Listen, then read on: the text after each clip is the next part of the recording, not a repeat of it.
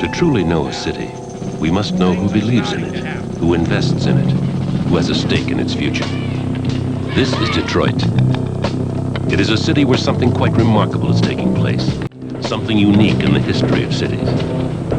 For here on these 33 acres of riverfront property, Detroit State of Mind is on the air!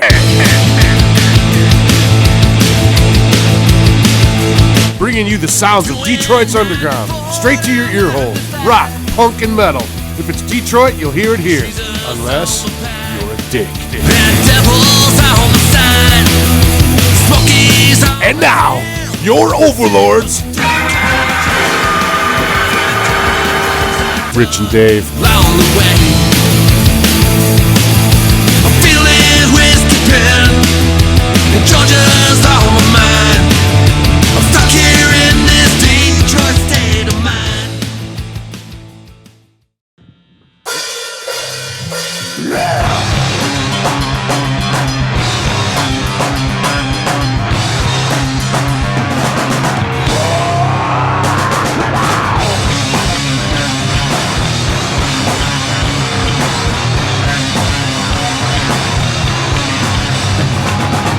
Every day seems like it's last on. Nothing's happening. What goes on?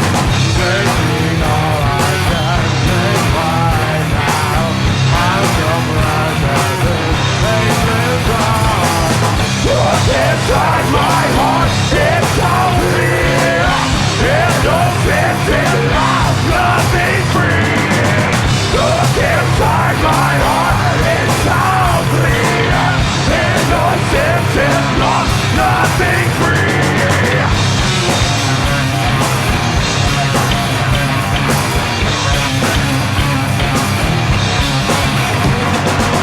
I looked in your eyes long ago. Show me things that I shouldn't know. You blame everyone for your lies. Look inside yourself. This is mine. Look inside my heart, it's so clear. Innocence is lost, nothing free. Look inside my heart, it's so clear. Innocence is lost, nothing free.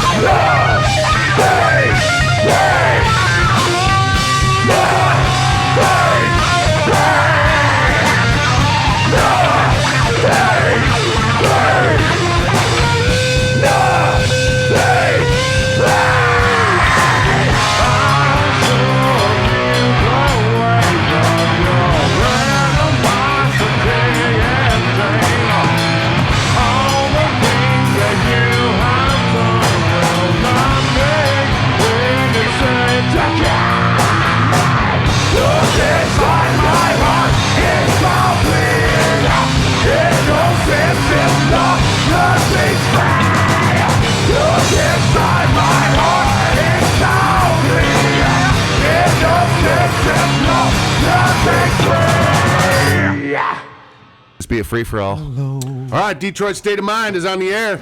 Woo! Yeah! Guess what episode we got? 25. Yeah! Here we go. We're in it. Unbelievable. We got Strength Beyond You in the crib. That's right. Here we go. The crazy. All 797,000 pounds of them. I can't believe we squeezed all you guys around the fucking table, man. Motherfuckers, that's for sure. All right, we do this thing. You go around the table. We'll start over here. Who are you and what do you do in the band? My name is Santino Carafelli. I'm known as Sonny in the band. I'm one of the co-lead singers, and I also play a bit of guitar. Nice. My name is BC, also known as Christopher Grissom. I am the lead singer, or as Mr. Santino has said, one of the lead singers in SBU. I'm sorry, Strength Beyond You. And I do a little bit of programming and all that stuff, but it's mostly vocals, screaming in the microphone. Hell yeah. Screaming's good. I'm Mike Sheehan, bass player, and that's it. Are all Sheehan's bass players? Pretty much. Right? Shit. I think you have to be. Yo, I'm Cyrus X, guitar. That's a very mystical name, man. Cyrus X. Dig it. I'd buy that for a dog. And who's the new guy? Black Nasty. I didn't say your porn name, man. Oh, it's my band name. Oh, sorry. My porn name was Big Black Sammy. But, Oh, here we go. but Black Nasty, resident drummer, resident pervert, fill up our grandma's ass. That's what we do. Tight. Little black pinky. Yeah, I'm giving her the stinky pinky. I am going to hell. He went to church today. I did go to church. I repented and everything. Hey, at least you're enjoying Well, you might have to go next week now because of that shit. Oh, yeah. Going to church if I got I'll go twice next week. What about you, sir? I'm Deus Ex, guitarist and producer. I think you might have the coolest name in the band. Well, it's just short for Amadeus. I got that banner from a good friend of ours. Said I've gone crazy, so it's kind of stuck. Amadeus. I didn't Right know on. that. That's fancy. He has the Or strongest. your musical genius. He has the strongest I don't R&B know track. about that. No, she was calling him Amadeus. So like, that's how we came up with Amadeus. Yeah, That's a great flick. Whatever works. So how long has Strength Beyond You been a band? Give some history. 98. A little bit. What? You're kind of I met this cat over here. We were working at a day job, and he had a book of lyrics sitting on top of at this restaurant, and this motherfucker was singing badly. Hater. Either I think it was Holy Diver or Rainbow in the Dark. So we got to talking, and we got to see. We had a lot of comments. Not how it happened. We got a rebuttal. It's pretty close. We'll get to his version. He'll do his. I'll give He's him like- artistic. He'll get his time in a minute. He's like, it's pretty close to being that, except that he was wrong, that I was fucking amazing. It's like that. It's like that, but totally different. I showed him how to play guitar. That's right. It's all good. He had I said, can I look at the lyric book? And he had like these really in-depth lyrics. And I was like, well, maybe we got to do something. Pussy So Ho Bitch was yeah, basically. So it started out basically as a project. And, That's only the verse. Oh, it was only the Sorry. these motherfuckers is rude as fuck. Y'all need helmets on. So That's rock and roll. Out of all the shit that we said, you can't say that. helmets. Man. So anyway, And they don't play hockey. Check my head. This luscious mane. what ended up happening is we just evolved over time, and As bands should. we started out. I don't know what the hell we spent about 2.5 years and about $27,000 worth of money trying to learn how to use. If somebody had Pro Tools, they didn't know what the fuck they were doing. Because it's hard. And, he didn't know what he was doing, so It does say pro at the beginning of that. Yeah. It's not amateur tools. That should have been a red flag from the start. when the band started, it was more alternative, I would say. Yeah. And he told me, he was like, I'm not down with that. I want to be heavier. I said, okay, I've been waiting for you to do that. So we evolved, and these two guys were in we met around, I think it was 99, 2000, and we've been best friends since then. You know, Cyrus, we had a lot in common because we had, what kind of guitar do we have? Kramer's or something like that. So I don't know. We've been kicking around for like the last 20 years. Santino decided he wanted to have a family and took a break. And Chris. And that's when I came in. Shitster. Shitster. The minute I came in there, just like, well, let's do this, let's do that, that, let's get heavier, you know? And so I pretty much took his, you know, like the baton and just ran with it as fast as I could, and then just ran with it. You know? The sound became, we were kind of heading in that direction. Oh, yeah. But we had to, it was a difference. It was a lot more aggressive. I'm not saying that he's not aggressive, because he is. They're both, to have both of them is a great thing, man. It's It works. Because Definitely works. It's a combination of both. What's good about both of them. Mm-hmm. And yeah, me and him got kind of a yin and yang thing, you know, sort of going on. Yeah. So I would say by third CD, he came on as co-producer, him and I produced the third CD. That was, what was the name of that CD? Stigma. And the sound, So many albums. so many albums. Shit, I can't get between you guys to try to get my water. I'll be last. Where is it? I'll fetch it. Where's your water? It's behind the drums, please. Oh, fuck. Yeah, that's way already. too far. Fuck you. I'm gonna just die back here. Just pee in your mouth. I mean, it's big enough. Yeah, all right. Calm down, Black Samba. What'd you say? Black Samba or Black Mamba? What was it? Mama, baby. Oh, Big Black Sammy or Black Nasty? Damn it, what you damn I get these mixed up. I like Black Mama. Maybe I should just name that to the snake. Was that from Kill Bill or something? Yeah. 5 Venoms. Yeah. Sorry. We digress. He came on. The second CD was good. It was pretty good, but sonically it sounded like shit. So you guys weren't there yet at that point. Hell no. The rhythm section was good, but it was just, we just didn't know what to do. And Cyrus came in and he was like, man, you know what? You need to let me get in here and get on this next CD. And I was like, yeah, well, let's try it. So The focus. yeah, he kept the focus. He's a slave driver. Oh, I thought you said motherfuckers. I'm a white dude and I'm a slave driver. I mean, yeah. Somebody called CNN. Uh-oh. First of all, you're Greek, you ain't white. You got more niggers up in you than anything. Shit. Oh, you white today? I think so. I'm a slave driver. I'll be honest. I think the only thing white in this band is some of our hair. But Send a Paul.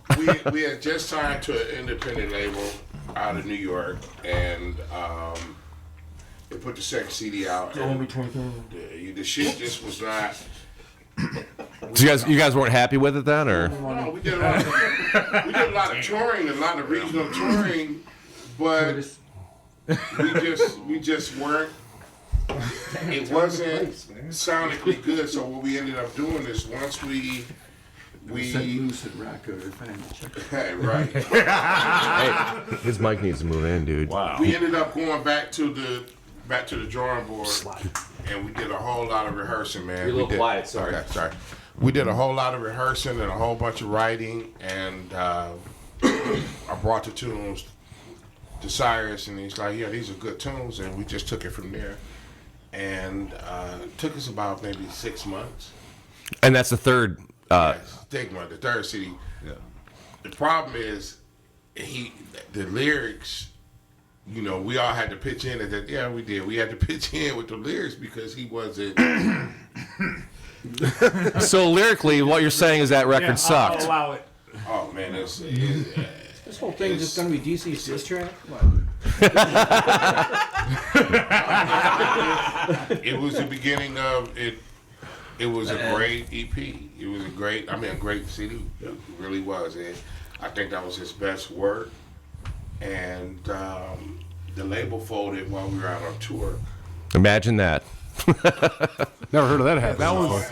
You're the second people in here to tell us that. He took over. I'm like, man. Yeah, talk about a strange thing to come into. Wow. He leaves, I come in, and then within 2 or 3 weeks, I'm going straight on tour. So I was like, sweet, and then I put everything on hold in my life, and then went on tour, and that was the wildest, wackiest tour I've ever been on in my life. Where'd you guys tour? It was a regional tour. It was like outside of Chicago, outside of Cincinnati, and How was the crowd response? Like a crack of Indiana from what you guys have told me. it was fun. It was a good time, but at the time, the lineup in that version of StrengthBeyondYou, it was interesting things to say that least happened. Well, let's hear it. Let's hear some. The people want to hear. People want to know. All right, Talk about let's talk about the fight on DC's front yard. There we go. Now it's getting good. that'll be a little later. And actually, Wait. Yeah. I know. later. That'll be a little later. Someone got choked out. Who was that? I deserved it at the time, but it was Nice. Chris was the baby of the band. Chris was the not mature, not. I was an asshole. Straight up, was an asshole. Just young, when you're that damn good, I think it's better to be humble. And I've always said, the dynamics. We were always the underdogs in this scene. You know what I'm saying? And what we did different, it was, it's not you guys know, it's nothing but groove. It's groove metal. Right. You know what I'm saying? It's got that funk.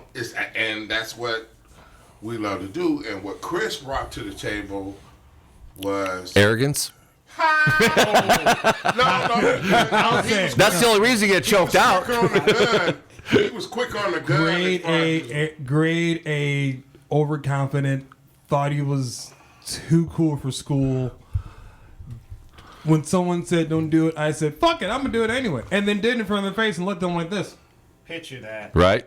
Imagine that. And then, sometimes that would probably work out, though. But other times, like you said, you got to humble yourself a little bit, And I look at it more like I was the young lion, he was the elder statesman. And if you want to tell a funny story, I'll tell you that's a funny story. They all know about it, but I'll say it. Is it funnier than getting choked out? Yeah, actually, this, to me, it is. Does it end with an ass whooping? Everybody likes a good ass whooping. We actually lived in the same little neighborhood at one point, and I was off of work I was working a job at the time, and I come outside, and here he is with a former member, and he's like, "Get in," as if like I owe him $25 or something like that. I don't know what's going on. I'm just off of work. I'm like, what? I'm scared. I'm scared. If you ever seen them, you guys seen Rocky when slides in the car, he's sitting back and the guy's driving and the bookie's talking shit while Yeah. It was basically like that. So I'm gonna die today. So I'm like, Chris, man, you doing this, you doing that, and mind you, we're in it's in the same little neighborhood, so we're driving around the same little area, just blocks up and down on the stuff, and then he's just saying all this stuff like, man, you gotta get better with this. I'm tired of you doing this. Then I'm like, oh, what the fuck, man? I don't know what the fuck they did. All this stuff. Shut up. You gotta do this. He did like an old school mafia talking to you. It was a grade A scene, but it was true grade A, true as true can be.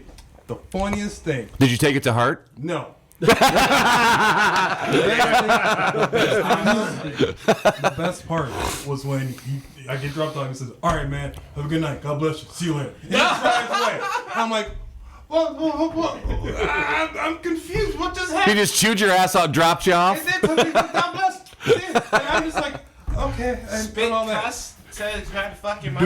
During those times for me, it was a very topsy-turvy time for me, but the metal and the music was all that mattered. I had to, work shitty jobs just to get by, but the music was all that mattered to me. You know what I'm saying? I don't have a degree in anything. I wish I was, went to college and, figured things out, but I didn't. So this is all I have. You know what I'm saying? So I put everything into it. It didn't seem like that sometimes because I was just on my own little bullshit and thought I was high and low and all that kind of shit. But that's called growing as a human and as a musician, though, man. And a man. And I went through so many 100%. I moved from his area to back where I live in by the airport. So it was topsy-turvy for me to begin with, but I always came to this because this was just my sanctuary. You know what I'm saying? It was really weird and rough sometimes, but this was, my, the home. And so we did 3 albums together, and, it came from heavy to super heavy to full on, in your face heaviness and all that stuff. And then we, and then we parted ways, you know what I'm saying? And then once we parted ways, then, things just went kind of, topsy-turvy for me again. But, during when we were jamming and we were writing, it was so much fun. It was a lot of fun. And the music, no matter how bad my life was, it always helped me to get through whatever I was going through. You know what I'm saying? So that was just the That's what metal does. So this is album 3 we're talking about right now, right? No, he came in. He came in. Album He 6. was 4, 5, and 6. This is gonna be a long interview. we got so much material to go over. Yeah, it's a little bit to talk about. Well, Chris came in 2006 and took over for him. Yeah. And when the label folded, we were in debt. Yeah. We had bought all this. But if the label falls, like, who do you owe money to then? Everybody. Oh, him. Oh. And I just got here, so I don't know what from what. The guy owed him money. And Dave. He owed. It was a big debt. I had to take out a loan. Thank God for my wife. She took out a loan where you could transfer balance, and we paid off all the equipment because we bought. To go out on tour, we bought like all this new gear, whatever. Drums. Yeah. We had Santino had like his 5th rig because no matter what he played through, he was still learning as a second guitarist. Yeah. Right. And so we tried like all this gear. I had this ridiculously fucking rack, the 16 space rack that Jason talked to me about. Yeah, it'd be nice to get it with all this shit. I had that you didn't even need, really. Well, is it in the basement with this much dust on it? Nah, man, just trying. I got a hernia lifting it. The motherfucker was like 250 pounds. Oh my God! Right. That thing was insane. It took 2 people to get it out, but the way I rolled, because I was really when he left, I became the only guitar player. So I had to. Size of a mountain. Yeah, literally what's the size of a mountain? We had all this bullshit, and, like 3, 4, 5 guitars, all this shit. We had great big ass rigs, and that was a thing at the time. But what I learned about it is that it's really all relevant because we did all the driving, the bassist did 95% of the driving, and the road manager, Jenna. Let's give a shout out to Jenna. Hey, girl. No, it's a guy. Yeah. Damn it. Seriously? Yeah. So let's get the story out of the way. He's the round mound of Reebok. I've never met a guy named Jenna before. Well, let's get no offense, Jenna. I didn't mean to cut you off. Let's get the story out of the way. Oh, shit. So we were on tour. It was in between Indianapolis and Cincinnati. And we were all in the van together, all driving, and Jenna and former bass player are having some words. Kenny tried to jump out of the car. Yeah. Wow. Pretty much. Yeah. And so, to the end, right. Not only did that happen, but prior to that, it became a big argument. So there's 8 dudes in one band. Wait, so was Kenny the other drummer? No, his other bassist. So it became from, I did this for this band. I do this for this band. Fuck you, you do this for this band. Oh, blah, boy. blah, blah. I'm the new guy. I'm sitting here like, what the fuck did I get myself into? And then bullshit you guys not. Here comes the bass player, former bass player. He says, fuck this shit. opens the door, and here he comes, about to get out the van. It's 80 miles an hour. Shut up. This is Hills. We're in swear, Cincinnati, and there's a sign coming up. There's a repeating sign coming up. And it's one of those 4 signs, and as soon as we grabbed him, it was just like that. Like, no bullshit, no joke. He would have, like, took his head off? Does something like that. His head was out like this. We had to grab him out like that. He was drinking. Yeah. Decapitation. What do you have? What else do you have to do on It the was road? pure to drink? insanity. Bitches. Because I'm the older guy. We had a whole lot of alcohol, though. Oh, I had a story. Yeah, that's where we played that shit place in Ohio, and they're about to go on, and Chris is with that blonde chick in the couch. In an open room, it wasn't even a green room, like laying the pipe to this chick on this couch. You guys are on. What? Time to roll. Hence one of the conversations that I had with him. I was like, Can't be fucking in the bar, bro. This wasn't even the bad green room. not only that shit, but what about the fact that the shit today would be like, how chicks me too. That groupie shit is overrated for me. I'm not really into that kind of thing. I'm all about the music and shit like this. I'm like, you into us, bitch? Buy some merch. Buy some merch. Right. And you know what I'm saying? Yeah, right. Spend your money. Yeah, but that dick's free, though. Until she comes back with another Chris or Chris. Well, No, it's never fucking free, man. Well, Never. The problem is Chris and the fucking drummer were like the resident chicken down in hawks. Ohio.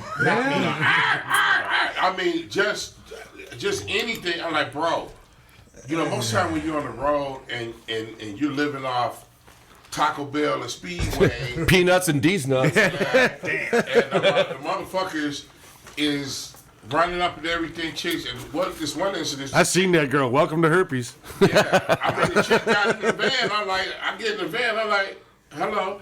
Hey, what you doing? I'm like, I'm the merch girl now. where are you going? I'm in charge now. Yeah. Well, I think we're in Battle Creek, and she's like, well, I'm going back to the house and hang out and party with you guys. I was like, Chris, let me holler at you. She's white, we're black. Okay, this shit ain't going down well, bro. This shit, I just want to have fun. I'm like, dude, tell this bitch to kick rocks, go. So anyway, we argue. She comes back to the place. This how smooth the drummer was, because he was a slick suit. That motherfucker, he ended up with her. Now, imagine we got Wait. So Chris tries to bring her back, and the drummer ends up with her? Man, that's not always work. But dum. She has summer teeth, man. Oh, gross. Summer there, shark teeth, huh? No, what happened, Vince, I'm telling you, I'm always the first one up. I said, Jenna, let's get everybody together, because I like things to be on time. Let's get it. Man, Jenna's like, I don't know what time at. Here they come out, and the chick's like, can you take me home? I said, now, this is when gas was like $6 a fucking gallon. She's like, well, can you take me home? I said, where you stay? Well, I stay over the next county, and I'm married, and I got kids. Oh, shit. So we drive her home. I call that bitch an Uber. Fuck you. Yeah, well, no Uber back Kick then. rocks. Oh. Well, no, Better call Shamrock Cab. So the chick, we drove her to like 30 minutes. We drove this chick to wherever she stayed, and this motherfucker was on looked like a neo-Nazi and shit with the tattoos, looking like, I swear, I'm like. You didn't drop her off like blocks away? Like, you gotta walk, bitch. Yeah, drop her off the end of the block. Dropped her ass off, and I just looked at him, and I was like, when we got back to the back. Yeah, sorry, dude, my buddy fucked her. Sorry. Now, here's the part. I didn't realize that this Motherfucker got happened. teardrop tattoos and shit. I didn't know this part happened because I was super done. Like, I was sauced up during this incident. And so I come to, and he's yelling at me and the former drummer, loud, like, yo, mother, and I'm just coming to. I don't know none of this what happened. Right. I found out about what really just happened, like not even just now, but it was time before. But I didn't know any of this even happened because I was so ate up. And Right. so I get yelled at, and I yell at him, and I don't remember what I said, but I was like, yeah. Last Mero said, yeah, and I just passed out. So you put an exclamation point on it. Yeah. So to put it lightly, yeah, I was an asshole, grade A to the bone, and he's right. Me and the former drummer, we were two wild and crazy guys with no fucks The given. bass player was uptight all know. the time, and his thing was I guess that wasn't Mike. No. Kenny Gill. He doesn't seem very uptight, man. Kenny Gill. This shit was uptight, man. But you know what? We were always the underdog. We were always a great live band. We put a lot of energy. The dynamics changed to where it was just crazy energy, and the shit was just hot, man. But they wore me out. I got sick of trying to get shit. Chaperone? Yeah, man. You know, because I come from like I said, I come from a different background. I'm just about. It's about the music. It's about. I'm a perfectionist. I want the shit right.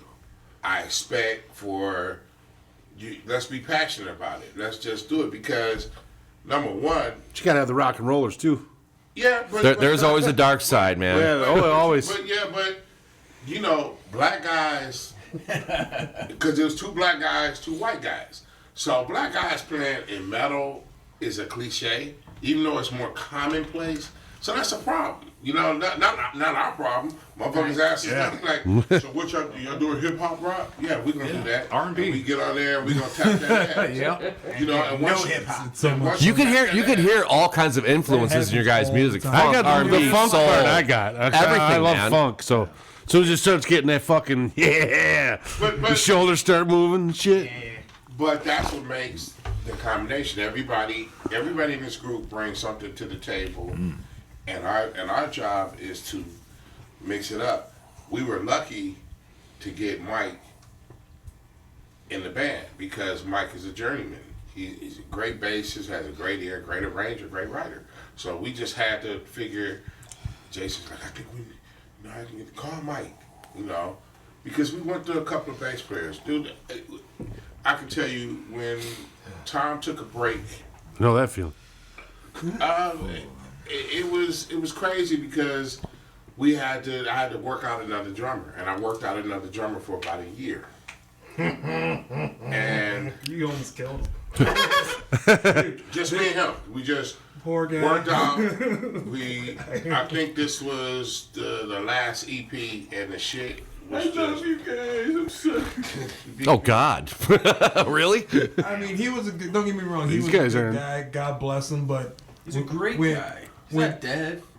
but when He was a great guy. He's dead to me. Yeah, that was is. I'm kidding.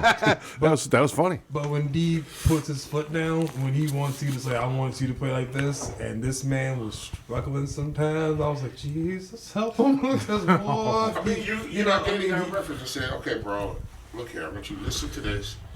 Simplify. He had great chops. He Was he just doing too much, or? either He had no groove. He was more of a pocket dude. Yeah. He can play more than it's a difference. I want to say groove metal like Lamb of God, Pantera, Mastodon, their stuff Cyndi is- Lauper. Red Fang. But what I'm saying is, like, Hey, that's a jam, dude. it's a certain groove, there's certain patterns that come from. I'll tell people come from funk. You know, it's groove. You know, and he just would struggle, and the motherfucker didn't know how to do hi-hat like rolls. You know, like certain things like what Black Nasty does with that. Well, what he tries to do anyway. You can keep my ass. There's some Black Nasty for you. I guess I won't be playing with my mom. I thought you were Sorry, gonna Ma. dive over the table. The whole blooper reel is all you fucking up, man. We're gonna make a whole show just out of you, Hey, man. just think about this: is that I met you and you both fucking drunk as fuck. Well, I am right now. We're pretty good. I mean, when I was drunk. So, Oh, so I barely remember that. I remember pictures. But like I said, Never happened. The drummer did it. He did the show. And next step was, well, Jason, we went back in the studio and record this. I think it was Back from the Dead, the last album, and the guy that was managing us at the time was a drummer also, and this motherfucker could not get the parts, man. So we said, well, actually, Chris is like, I think you need to make a drum change. I said, and Jason's like, well, he's not cutting it. So be careful what you ask for, because the other motherfucker was a great live player, but he just could not cut it in the studio. it's pressure sometimes, you know. Well, especially Because like once it's laid down, it's laid down. That's how you got to play it for life, man. Well, I knew something was wrong when the dude brought in his kit, and it looked like he got it from Kmart. Which is weird because they don't even sell drum kits. It was duct taped together. And he was a little dude, but this kit was like for a little. Can I say a midget dwarf? You can't say. You can't say. Say whatever you want. Sure you can. I don't know if that's a little. Who cares? But, and it was like Still America, last I heard. You know a Tay? Who? It's called Tay. It's like What does that The mean? drums? yeah. I think that's what those are. Oh, those are not a tape. No way. Those are like a no. This No, kit I think they're was Tays. Like, for a 5-year-old. Yeah, everybody that plays them likes them. Like a little Toys R Us set. Yeah, he could put it over his shoulder. Ding, ding. It was. You do a one-man band thing. You look like DeMarcus's tattoo. Motherfuckers had an oversized Monkey fucking a bowling ball. He had a 24-inch kit.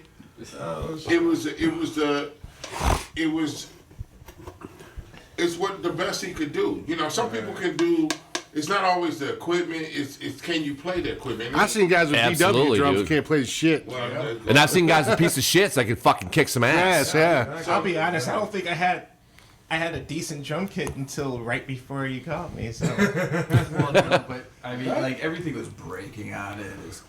His pedals, springs. His spirit, his You wonder soul. why he had a patch on one eye. pieces of his Holy heart. crap. You're right. So, and this is when drum sampling got really good. So I bought a couple kick-ass programs. I still use some of the drum samples, and I just basically Norded them. As like drum triggers, or Yeah, I had to. It was so I just triggered the whole damn thing. I hate drum triggers, But I man. had to because Yeah. the kicks weren't lining. It was just. I was like, oh my god, D, here, listen. He didn't believe me until I brought it out. I was like, Yeah, buddy. Yeah. And Yeah, once you isolate something, like holy fuck, that's terrible. that's what it was. the songs were, and by that time, you start chasing the You say chick? trend.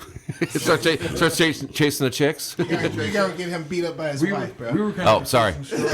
We'll edit that out. Like we were just trying. No, we won't. hard No, we to won't. Keep going. Well, keep going. you know, because you got more, because of he could pull it off live, so we could play more progressive. And then I started saying, like, this shit started to turn into, where's the groove? It's like, all that shit. I'm not that, I'm not that kind of guitar player. I'm more, Yeah. that's how, I like melodic, and I like less, is, for me, the combination between our guitar playing,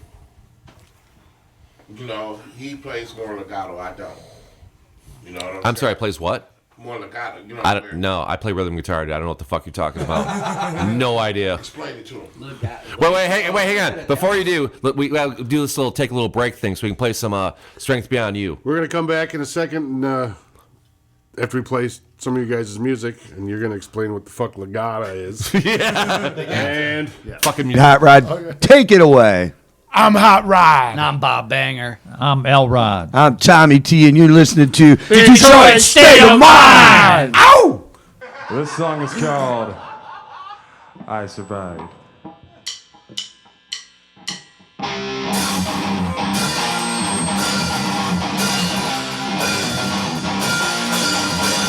All right.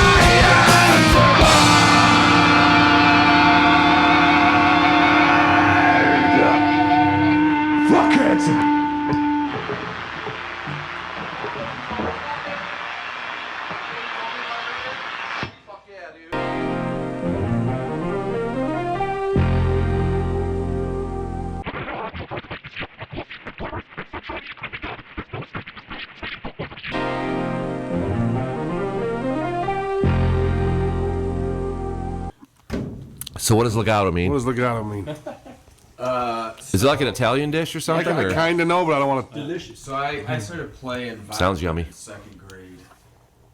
And then I quit when I was 18 so I could get chicks because guitar you get more women. So legato means it's more. Hillbilly girls like to fiddle. It's not as percussive. where D is more rhythmic, percussive player. Legato is more like. So that's where our yin and Sweeping. Yes. He does the sweeps. That's not my. I'm more. I sweep floors, dude. Like and play rhythm. I don't know. Well, I know that you can tell the combination between a guitar. Yeah, definitely. Oh, absolutely. And I think we needed that. We needed something that we could add and make it different. And it's a bit much because Sonny is a great riff writer. He is amazing. He writes great. Some of these damn ideas. I try. Shut the fuck up. You write great, motherfucker. He's the Tony Iommi of the band. How come you don't play more guitar on the songs? I mean, no, I'm serious. Songs per show. No, you get over there and fucking write lyrics. No, back during the beginning, before we kind of parted ways, I actually played a lot more. I was playing more and more. And during that break, I didn't play for anything for about a decade. So you think you lost your chops a little bit, or? I think I stayed where I was. Yeah. So there was no growth over that period. But when I've been playing 25 years, I still suck. I feel you, bro. Yeah. But DC, gave me the call, talk about putting the band back together and everything. I'm like, so I jumped at it. So okay. It was Chris's idea actually. BC was the one that brought the. Yeah, Chris and I, we didn't. Why don't you play we guitar? didn't even know each other. Right. Actually, your guys' voices meld very well together, dude. You're like, what are you doing to stop? All that stuff. But I was there when you did that when we were 16. Yeah, that shit was hilarious. These two are connected. Me and DeMarcus have known each other since we were 16 years old, and we've always wanted to do this. And it's been like it was like the calling, what I'm saying? And so from Valhalla itself, how this all kind of ties in the bow is that once I was done. For those who don't know, I am a cancer survivor, and I beat stage 3 colorectal cancer. Hell yeah, brother! Woo! Fuck yeah! But that's not for that. That wasn't for that reason. So still thank you, but the reason why the band got back together because I wanted to talk about what I went through. The song I Survived, which is on Rebirth and Redemption, available now and everywhere. Buy that shit. Everywhere. We didn't say you could plug anything here. I just did. No, I'm kidding.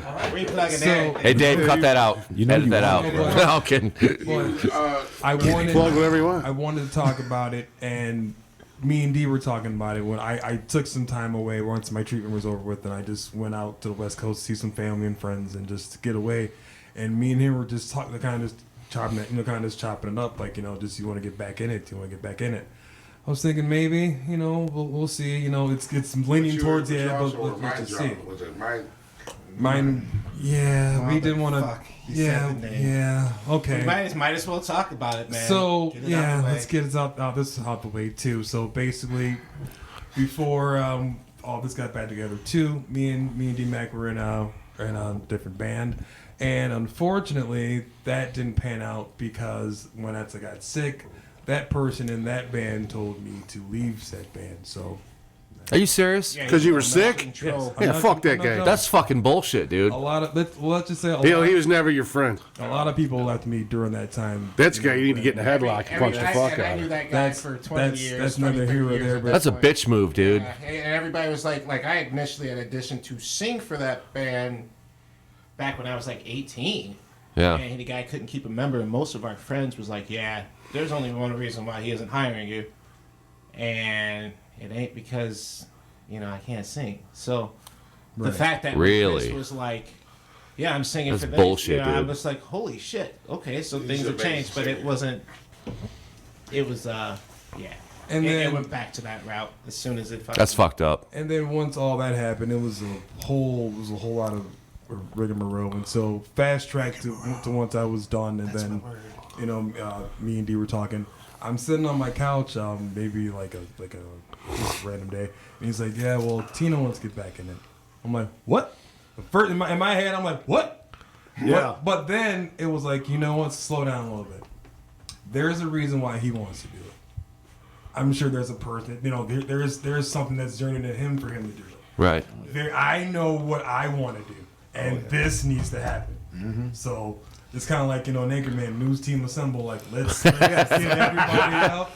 If I can get off my ass with what I got going on, everybody else can. Man the troops up, more the torpedoes. Let's fucking go. Yeah. And so we start jamming a little bit. We played, started gigging in 2017, 2018. Here. So at that point, you both were singing together? Okay. Yeah. 19? So 2018, 2019. So let me ask you this: like initially, when you both were singing, like obviously you sang without him before in the band, and you sang without him before. Yes. So like, how was that like bringing that together? Was it like initially like, okay, well, fuck you, dude. This is my part. No, this is my part. No. Was it like instant, like just we instant karma? Like, was it just badass? It was more like, let's just sit back and see how this goes because we never knew each other. We talked to each other one time. It was via a MySpace message. Oh my God. See, now you're dating yourself, dude. Yeah. And so with Bill? No. Was it in a sparkly font? not quite. And so Tom. We had to talk. And so me and him had to talk to each other because we never talked to each other. We never legit talked to each other. Yeah. So I met him at his pop's house, and we just sat down for like 2 hours and just talked. We wrote a little bit, but we mostly talked about why he wanted to do it and why I wanted to. We should probably get to like know each other, really. Yeah, you know what I'm saying? And then once that happened, it really said, okay, whatever little stuff I had, it can go over here. And I'm sure, and I can't speak for him, but I'm sure for him, I'm like, the same.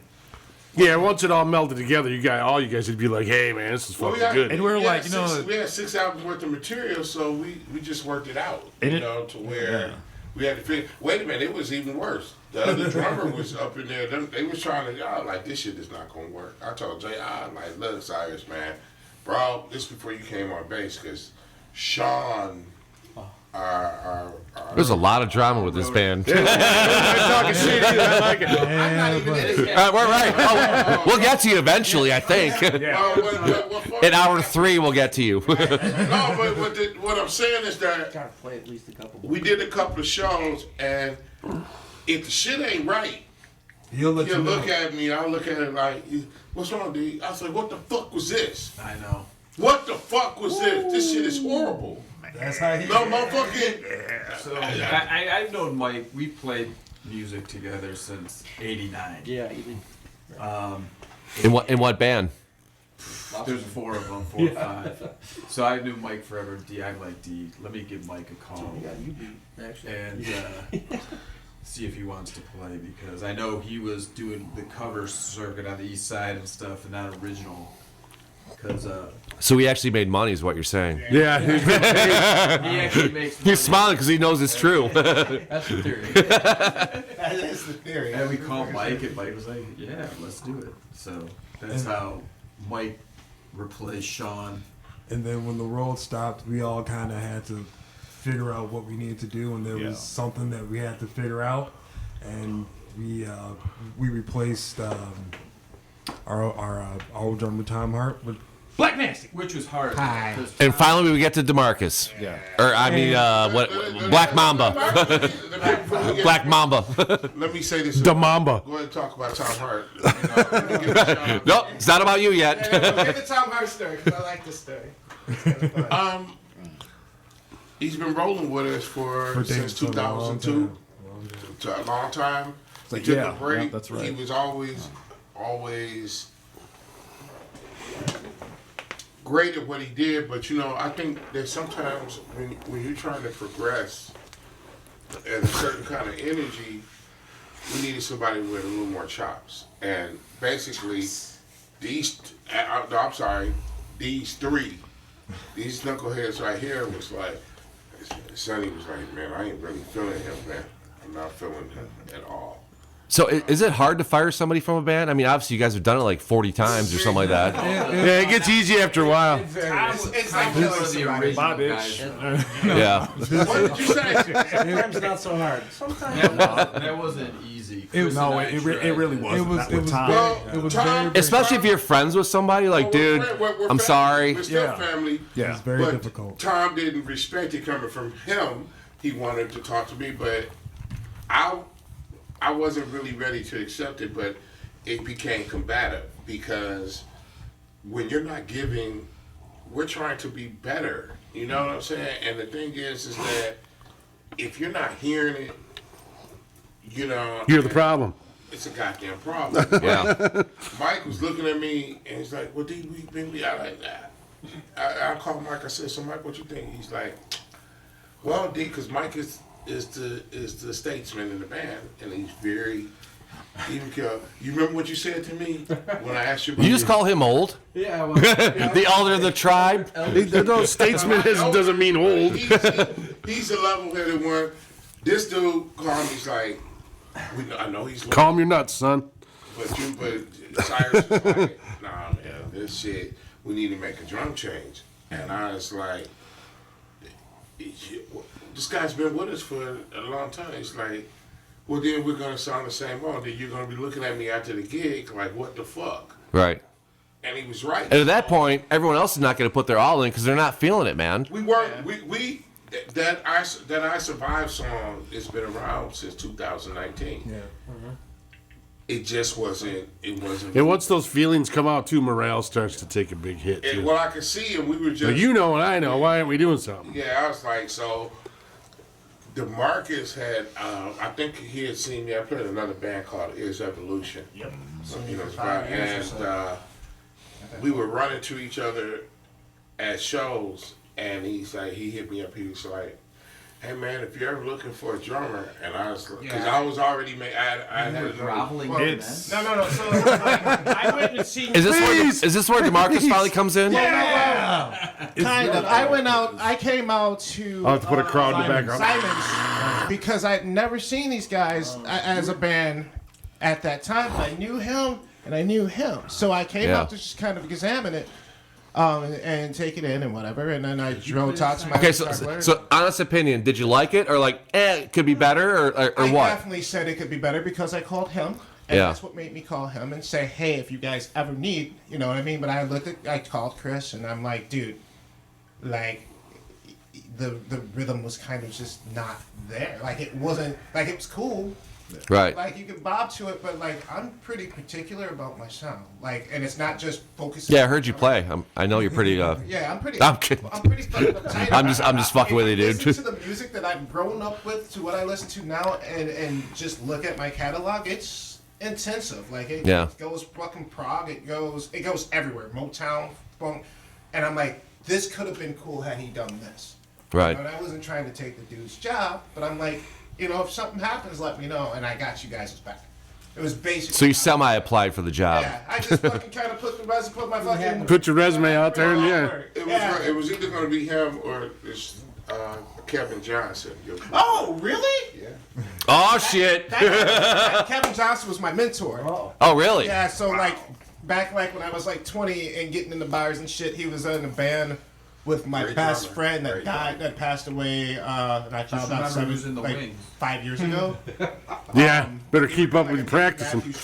And I was learning stuff off of him. Anything, right? So just I love that guy. So if you had to pick a drummer, would you pick yourself or Kevin? See, I've never heard Kevin do metal.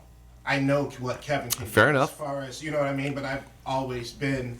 Would Kevin even be into it? Things, and I've always been a metal guy. And for me, I knew he was the only. I didn't know this until you told me about this band, dude. I always thought you were just, straight up fucking like R&B, like kind of like just a rock guy, man. I didn't know you were into this fucking metal thing. I'm totally shocked. I was totally shocked by this, man. Since I've been in the metal. I had no fucking clue, man. Inner secrets, trust me. Yeah. He was playing in a blues band when I met him. Detroit Trouble. Well, trust me, when me and him were 16, Trust me, we were in the same mosh pits together in E-Town Concrete shows and Universal Stomp shows. So trust me, we both have hardcore old school roots. Yep, You know and what I I'm was saying? having So, drumming, and I wasn't drumming for metal bands at the time, but I was definitely like fucking screaming and singing. You know, for years, like people would like have me guest like at hardcores and stuff. and we always wanted to do. We always Should we then talked play about Lit it, the so. Spark now? I just want to do that. Yeah. Hey. Do you want to do the clacker? Yeah, I wanna Hey, do give him the it. clacker, man. Oh man, let him get the clack. All right, we're going to take a break. You have to introduce the song. We're gonna do Lit the Spark.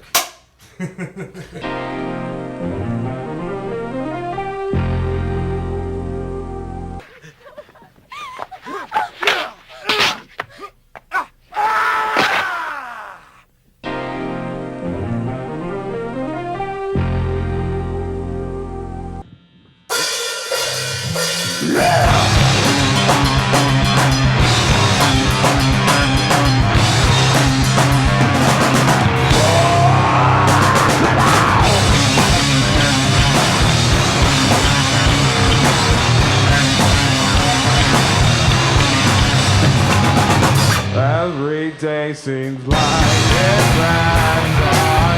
Nothing's happening. What goes on?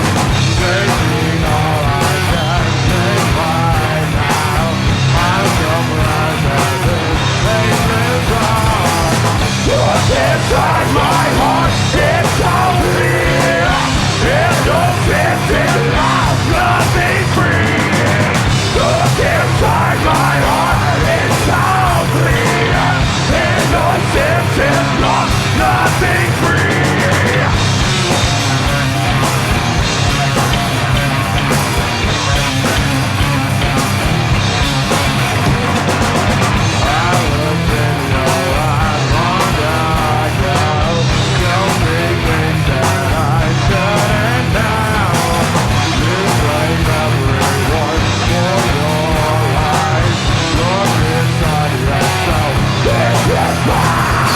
Inside my heart, it's so clear.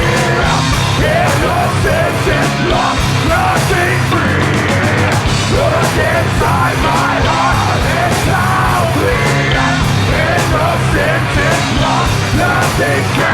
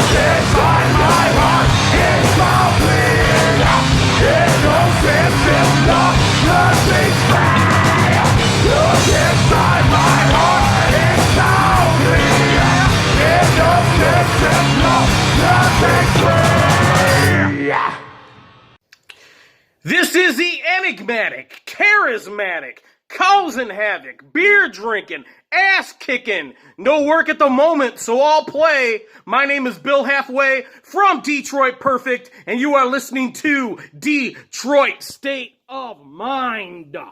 You gotta ring it back in. Yeah. We're back. Perfect. Nice. Nailed it. So, I love it. Rich, I think, like I said, Best $10 we ever spent. yeah, for real. The basic thing, the basic element is it's about the writing good. Detroit has a lot of talent. It's a lot of great bands, and I think. Thanks. You know, Oh, Jesus. It really is. It's a lot.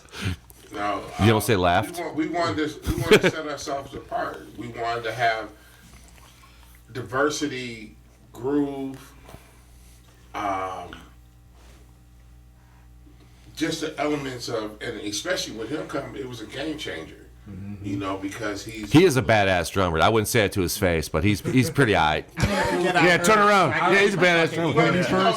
What? I said I'm not gonna pretend I didn't hear it. When so you I got can in the keep my jam ear room, shut. when you started Perfect. everybody's like, whoa. I'm like, but the thing is that I knew it. what I had to learn how to do is, and Cyrus talked to me about it, is that I didn't want to be controlling. I wanted to be able to let him bring what he brings. Controlling. He thinks I'm controlling. Hell yeah, Well, I tell you what, though. Not nowhere near as much as Every band needs a leader, sorta. and you're the guy. And the thing Yeah, not a thumb, but you know, like a. But if you All right, stop! Everybody get together here. Come on. If you bring know. somebody in and tell them what to play, they're not being themselves as a musician. I You know. You know what? It's not about. He'll tell you. Unless you're paying them. Well, then fair enough. He ain't getting paid. Well, I can tell you. He makes his money at church today. No, I'm just saying. Learn your shit. Know your parts. Bring it to the table. Yeah. If I'm getting 100% you, because with him, because he's so good, he's playing with 50,000 people, but so am I. Well, I know DeMarcus is new, so somebody writes the songs and brings them to the band. Is that how you guys work? Yeah, we Right as a band? all right There's, together. I think on the LP, I helped write 4 of them out of the 6. Yep. Yeah. So like, I mean, I'll talk shit and say D's controlling, but D's not really controlling. He just wants shit tight. Yes. You know what I mean? There's nothing wrong with that. Yeah, Ain't wrong with you know what I that. mean? But he's like, We like it I looked sloppy, at him, I'm like, so- so what do you want me to do? And he's like, I want you to bring the fucking funk. Yeah. Do what you do. We You know want what the I mean? funk. Yeah. So, but if it ain't tight, I'm gonna tell your ass it ain't tight. That's D in the fucking nutshell. You know what I mean? He's a great That's leader. straight up. But that's being 1000%. respectful to the band, to you, and the song, though. Yeah. Oh, You know, if you're not bringing your best, But I'm not going to put you on blast. I'm going to call you. oh, I would. Fuck that. Because You don't put us on blast. Though. Oh yeah. the thing is yeah. that We've had our It didn't get moments. to that point. the thing is that you're competing. You just rapping? Error. Is that some J-Rock shit? Sorry, go ahead, man. You're competing with a lot of acts. Now that record companies are gone and everybody's doing a free enterprise, we're competing against these younger people that's not really doing music that good. Don't nobody give a fuck. Nobody cares about the quality of music. The shit is like, it's so, you know what I'm saying? Anybody. That's a hit. Everybody can get on motherfucking iTunes and. Oh, yeah. You know, Dude, we got shit on iTunes. I don't mean dick. you know what I'm saying? Yeah. Everybody can get on there. So you're competing against. I don't think it's a competition, though, like you're saying. As long as you put out the best shit you can, and you love what you're doing and love the song, that's all that matters. Fuck everyone else, man. I agree with that. Yeah, 100%. The music will speak for itself. Yeah, it does. You know what I'm saying? You got to be happy with it before anybody else is going to like it. Yeah, but D's competitive, so. Yeah. And I'm not saying it's good or I bad. don't think We're you're all like an competitive asshole in our way. competitive. Like, he sees a band in another van, he runs them bitches off the road. Fuck. When we leave that house and we go on stage, he wants to be the best. Yeah. And Absolutely. That's fucking completely understandable. But that's- you know, old school. But that's not really competing. That's just saying, like, you want to do the best you can of what you're producing. But we wanna Would you be the rather? best on Would stage, you? man. Okay. Would you rather? Like Where's this going? Like they did with his band, Grand Circus. They were a great band. You know what I'm saying? You got to play with cats that's gonna bring the heat. Yeah. You know, like when they come to the stage. Oh, okay, this how it's gonna go. Oh, all right.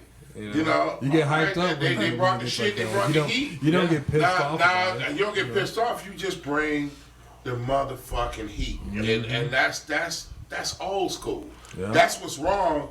I always do the fuck. We got to follow that. Yeah, I mean, but that's okay. I like No, playing for a good band is actually a good thing because it'll make you fucking bring your A game. Yeah, for sure. definitely. With Sonny, I was on his ass. I was like, because we videotape concert. I'd be like, come on in here. You know, the door closed. Pop that shit out. See, same move. Same little move. Yeah, but we played Harpo's one time, and the band before us played like half a two of songs, and then all their shit broke. I'm like, we're gold, man. I'm like, we're gonna kill. Dave, I'm like, what the fuck was that, bro? You're not headbanging enough. I had one. I sang the whole damn song out of key, and I don't know how that happened to this day. Could you not hear yourself like in the monitors, No, or not, like I heard myself? I sang every song up to that point perfectly. I got this. See, bust your balls over one song. Come on, I got this No, I'm one kidding. song, and like. It's like I got locked in that key and I couldn't get out of it. I was stuck to it. And like, dude, I'm like. And I looked at that motherfucker. I think we were in Chicago. I was like, oh my god. What the fuck was that? Yeah, I was kicking myself in the head over that one. And the motherfucker, the bass player. People in the crowd were probably good with it. Well, no, but the thing is, it was artsy. Yeah, but you could hear it though. Right? Yeah. You know, it was but jazz I was metal. Look, what the fuck's up with the pitch shit? You know what I'm saying? I'm sitting up here, gang, gang, gang, gang, gang, gang, gang, gang. I said, you know what? Put the motherfucking guitar down and focus on being a singer. You know, you playing too much guitar because you're not. You know, I think we did a show at the Blind Pigs, and back then they would tape it and sell it, and it's online. And I would listen to the shit, and I was like, I started cringing because like, why the fuck? But It'll be okay, big guy. But you know what? He had he had 89 to 95% better shows when he was focused. You know what I'm saying? On one So, thing. did you watch that show that he's talking I about? can't play and sing to save my ass. And would you agree with him that it was total shit or whatever, or at least that one track, whatever? That one track, yeah, definitely. I'm like, I'm like, we went over a lot of shit, you know, like back and forth.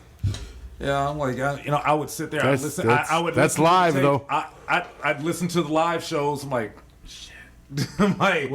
I'm like, yeah, like we brought the heat, but hold on, you gotta take it with a grain of salt too, because this dude is like 1,000%. We'll be throwing down. Yeah. And cantankerous curmudgeon. Is that your guar name or something? It's your guar name. You just suck. My tone sucked. Yeah. Like, okay, you suck. I was sweet. like, Yeah, I was kicking ass. I don't know about you, brother. That's how. like, yeah, maybe a little nitpicky. But like at the end of the day, you be honest with yourself and what you're doing up there. I'm like, I'm nitpicky. You goddamn right. You know what? I gotta respect that. Though. Yeah. You know what? Like I said, you can't be honest with yourself at the end of the day. And what the hell am I doing up there? Hey, if he's looking out for the band and the song, man, he's not doing you any harm. He's doing you a favor, really. Exactly. You know. But being real enough to help you get But through the your thing problems. is that Oh yeah. you have to let people come into their own. And with BC was a little more had more experience in that area. So the show, I know what to do. The shows are different. Yeah. He's different kind of from it. He's grown to be Sonny's been a great front man, but the combination between the two, but where Sonny was humble, Chris was not. Not even Chris is like, I am the man. Right here. You see this guy? This is the man. Like, Fuck that guy. I'm like, it ain't on point. I'm the shit, and I'm the best thing since sliced bread. And I did my damnedest to prove it every night. Yep. Every single night. I backed it up, and that's why where my confidence came in. You know what I'm saying? I was this very goofy, kind of tall, goofy kid. Did you hit your head at all, by the way, over there? No. I thought you were going to, man. I know. I was hoping. You're like 2 inches. I think there is one. So You got a little black paint up here. and D-Mac can attest to this. I was a very goofy, shy, awkward kid, but I sang in choir in high school. I mean, we both were though. There was something true, but there was like that, like the music was the outlet. Yeah. And so when I got on stage, it's like I'm going to show every motherfucking body who I am. You know what I'm saying? And like it or not, boom. You know what I'm saying? Because I believe in myself and I know what I'm doing. And, you know, and through trial and error and all that stuff, you know, it goes that way. And like we were talking about, you know, I went to the Phil Anselmo School of Frontman. Right. And sometimes you're like, that's cool, and then you just go forward like and all that stuff. The problem is you're not him. So sometimes you shouldn't drink. You know, You got to bring your own flavor, dude. But at the same time, you shouldn't drink. You know, like cherry vodka, 3 or 4 shots of Jack before you go on stage. Bullshit. You'd always drink 3 or 4 shots. Don't get me wrong, you'll kill it, but then you'll probably have something all over the bar stool or something like that hours later. It's happened a few times. Yeah. So. You know, so you're not a professional drinker, is what you're saying? Not even close. I'm kidding. I don't No, believe nowhere that. near. I think that, So- you know, I don't like to drink before I go on. I don't think it's good. I So think now It ruins everything. It's a different motivation for me now. Instead of like trying to be all Mr. That guy, like the guy is still he doesn't there, bring the plastic gun anymore. right? Or the gloves. What? Yeah, Like full of vodka? Yeah, I think I saw one of those pictures. Yeah, there's a picture. Wow. We had a photo shoot and one of the and I think it was there was like a toy like AK-47 on the ground and we're like, oh sweet, swagger stick. there we go. And so I just took a picture of it and people were like, dude, look, that's a picture sweet. I'm like, okay, whatever. All of a sudden they're on stage and he has a plastic AK. Right, yeah. I'm gonna shoot. Wait a minute. Hold up. Did the crowd fall Rich, down? Motherfuckers die! Rich, this motherfucker had Tom's a carpenter. Yeah, You know, this them is cool. What's that A podium. shit It was a called? Podium with the church podium with the lights in it, and he had to. It was sweet though. Nice. It was sweet. Like we played a song Julie called Bruises a little earlier. We are gathered here today. There was like a little motif that I did before the song came in, so we used it as a prop, and it was sweet. It was really, They had really Brian cool. wheels, you could push it off to the side. I don't know how many times the motherfucker fell on the side. Yeah, he Chris got put it to the side. I'm like, dude, what the fuck? Well, we need that. Remember Police Academy, the first one, when the guy was talking with the lectern? Yeah. That's why Yeah. I hated it. Yeah, it was, It's like you're preaching the gospel, man. It was fun. Yeah. It was fun. Don't get me wrong. It was a good time. Right. But like I was trying You should have to wore say, a collar and shit, man. I That was would have trying, I was trying to get a whole full outfit, but Man, just, but then just you would have been couldn't. like you was in a nasty porno. And Yeah, it's just so Their entrance music's bound, chicka bound, chicka bound. So the only thing he was wearing. Different You know motivation now. Yeah, all he had on was the collar. That's why I didn't go over well. So I guess the interesting question is to ask Mike what he brings. I forgot what question I fucking asked. This is like an hour ago, man. What Mike brings to the band. Was there a question there? Yeah. There was not a Somewhere question. in there. Somehow we skipped that before we got to me, and that's weird. Oh. I try and keep up. What do you bring? No, between these two, they got Yeah, let these guys talk for a little bit. we got the yin yang of singers here. We got the push pull there. We got the yin yang guitar players, push pull there, and this is just me on bass. So I got to cover all of that crap. Dude, on bass, you bring the fire, dude. That's right. You got this, man. He brings a low end, no doubt about it. Oh yeah. So, I mean, it's a team up between Black Nasty over there. Damn right. You mean Mamba? I'm gonna call you that forever The now. Mamba's penis. Whatever. It's like whatever. Usually it's like the band's all white and the bass player's black. Yeah, I've seen that. Just saying. We got it. We Nowadays, we've gotten that. It has to get you. Has it really? Why? That's fucking ridiculous, dude. Yeah, I was just joking. Fucking stupid. People like What do you guys think? God forbid? I'm like, What is God forbid? Is that a God band? forbid is a metal band from New Jersey. There was a. I see what you did. Never heard of them. There was a skinhead fight at IROC, right? Remember that? Wait, which No, time? no, no. Remember when they ruined Harpo's for like 5 or 6 years? Well, no, Fucking skinheads, man. When Jenna caught the dude's punch and You say Jenna? You got road manager.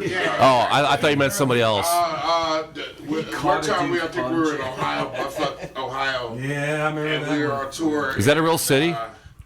I don't know, man. Can you point to it? We were in Lima, Ohio, man. We was tearing it up, and the motherfucker was doing the "See High" signs, and like these niggas. Shut the just fuck like, up. Oh yeah. shit. Oh yeah. Really? And And the crazy part is that the bass player at the time was like, dude, we gotta go now. These motherfuckers are trying to beat you guys' asses right now. I'm like, what are we? No, like, he what? wanted to fight. Yeah, he wanted to fight us, and number one, the crowd. Just because was more, you're fucking black guys playing fucking music on stage? pretty much, yeah. That is fucking. You would honestly be surprised how much we have gotten flack over the years. Like I can tell you some. You know what? Fuck them people, dude. Gnarly stories. You guys are badass. Very Fuck that gnarly shit. stories from like You when know, I was a but you- kid, but you when have he to was win younger, people. like we could hit some gnarly shit, man. Ignorance is bliss. You have to win people over. You're never gonna win hate over. Well, you don't win hate, but you let the music do the talking. There is a I mean, guy that it's- actually has done it. And I'll tell that after he tells. You know, a lot of times I just try to be. Preach. A lot of times, a lot of people have. Put the collar on, have DeMarcus. said something to me like, well. Reverend DeMarcus. So, you know, what made you want to play metal? I'm like, do you know what rock Jimi is? Hendrix. Yeah. It's only He easy. called Jimi Hendrix your idol? Just because he's black. Oh yeah. Yeah. Oh, talking about that. Well, who are you? Well, what gives you the pass to play? You know, I'm like, Oh yeah. bro. I should tell you what. You can back the fuck up from this table, and I'm gonna give you a pass because you're dumb as fuck. Right. Genius. Or you can feel these fucking hands. Yes. You know what I'm Well, saying? he is the meat cleaver. Yes. Look at he has the strongest arms in metal. I'm Look like, at just him. long. I said, His fingers are like sausages, man. Then the plays so motherfuckers after beautifully. we play. Oh man, get this motherfucker some drinks. That's Come happened. on, dude. You know what? I'd be like, you know what? Fuck you, dude. Keep your Remember drinks. a half an hour ago you didn't fucking like me? That's Kiss my happened. ass, Fuck that, motherfucker. spend your money on me. I've done Fuck that me. before. Yeah. Yeah, fuck yeah, I take that money. I still made money off you, bitch. See, Kyle. Bye, Kyle. Bye, Kyle. All that move. He done all those moves, man. All those moves against the people, you know, that's done that little slimy random stuff. Yeah. Hey man, I never heard any guys like you sing like that. What do you mean guys like that? What, human beings? Oh. Yeah. What do you mean, you guys?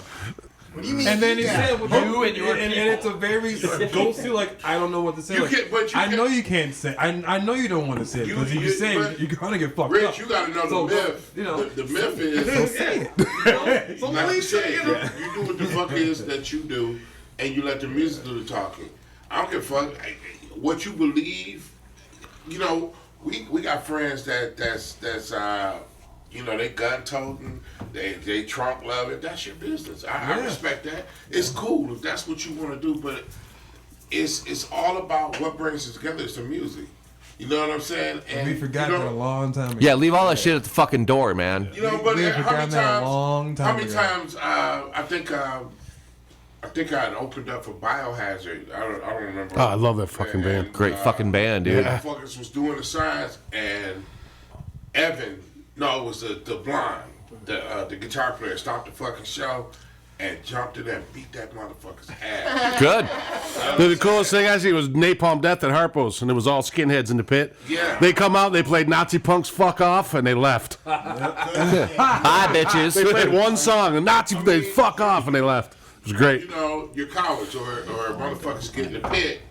Back then, when in the pit and you know, motherfuckers groping chicks, doing shit to chicks. They motherfuckers get their ass kicked. So my thing is like, you just have to let the music do the talking.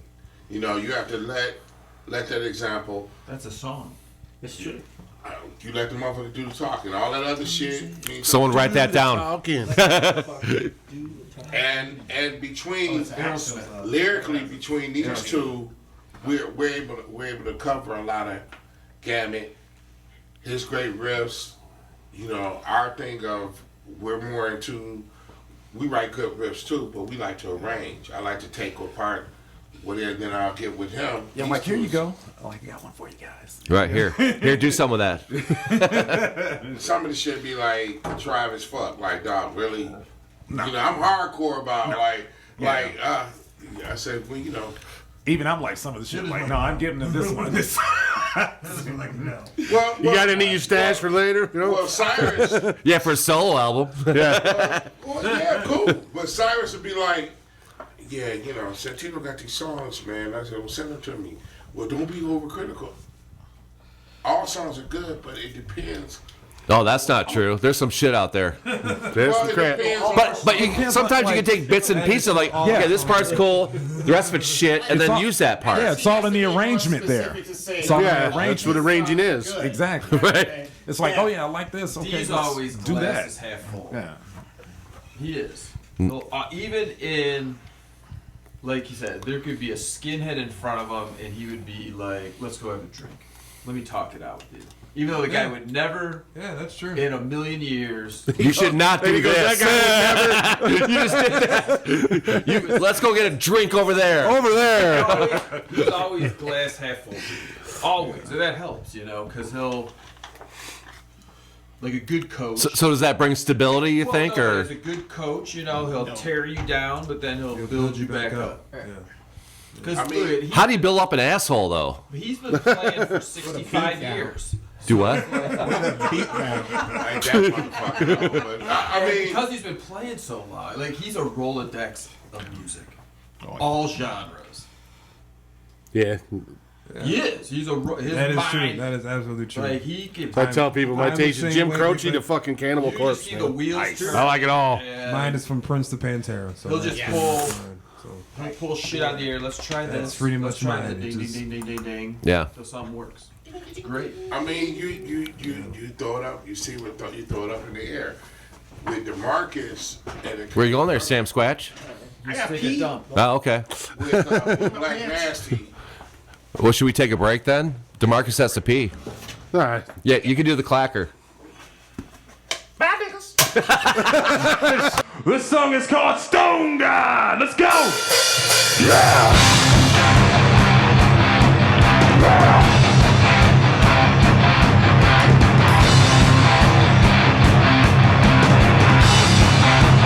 Watch it break out.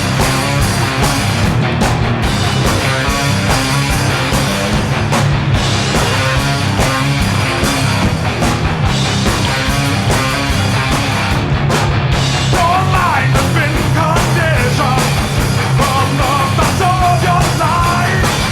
You fell into submission. Anything to compromise. Nobody seems to listen, so you just turn inside. Your world became a prison. Letting me simplified.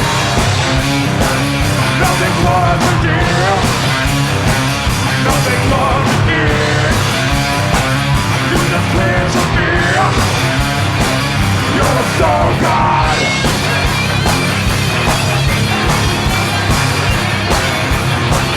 Woo!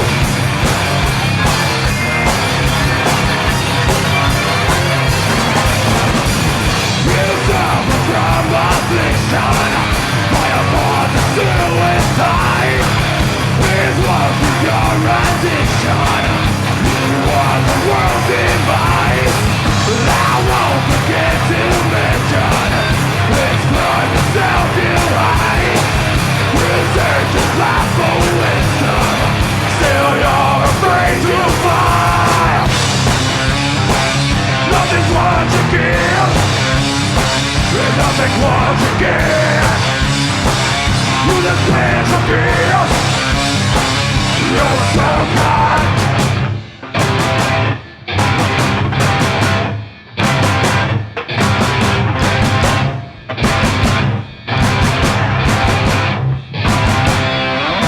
Open your eyes, you better be quiet.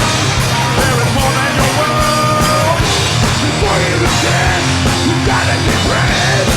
Can make people retire. If you wanna get through, we'll protect it to you. It's all in your past now. So before you can fly from your sacrifice.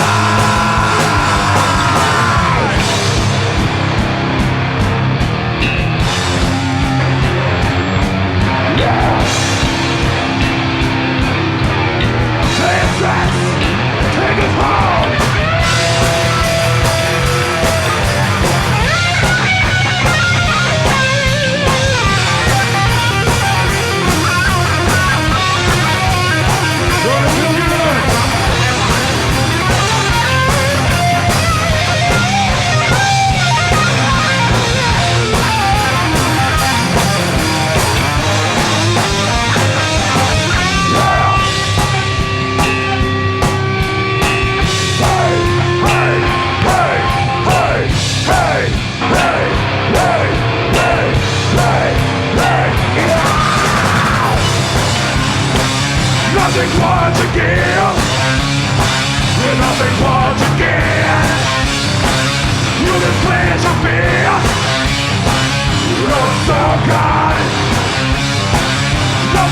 much to give, with nothing more to give.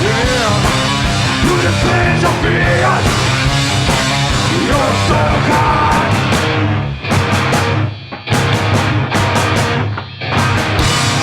Thank you very much. We are straight beyond you. We will see you May 6th. That road, ladies and sailors. Spread the fucking word. Straight beyond you.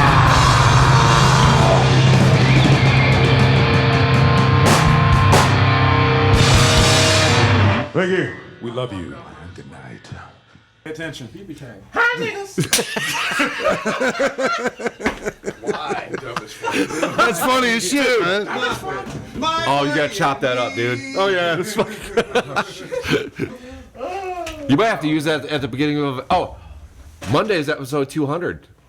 So Monday is our 200th video that we posted on YouTube. Oh shit. Use that shit. Yeah. Episode 25, episode Gotta get 200. 200. Unfortunately, you guys will be like 2 weeks out because we have Screw and a couple other bands. Like so. Okay. Yeah. We got a little ahead of ourselves.